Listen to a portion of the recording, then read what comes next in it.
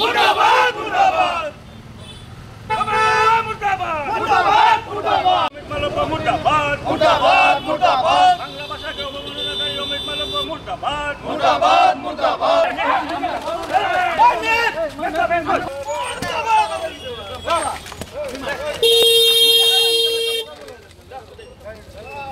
বিজেপির আইটিএসএল এর প্রধান অমিত মালব্য তিনি বক্তব্য রেখেছেন যে সিলেটি ভাষা হচ্ছে বাংলাদেশি ভাষা।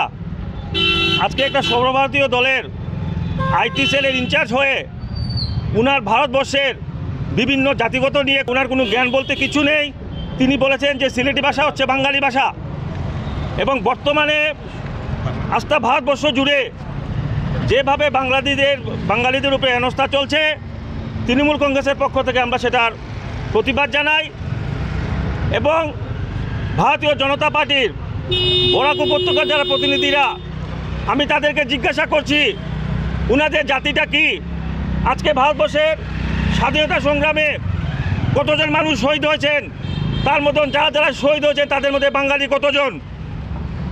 আজকে নেতাজি সুভাষ বন্ধু থেকে শুরু করে রবীন্দ্রনাথ ঠাকুর, ক্ষুদিরাম বসু প্রত্যেকজন হচ্ছে বাঙালি। আর তিনি বলেছেন যে সিলেটি ভাষা হচ্ছে বাংলাদেশি ভাষা। আজকে ভারতবর্ষের বিভিন্ন শহরে আজকে সিলেটি মানুষরা বসবাস করছেন। আজকের এই বরাক উপত্যকায় লক্ষ লক্ষ বাঙালিরা সিলেটি ভাষায় কথা বলেন। আমরা তার প্রতিবাদ জানাই।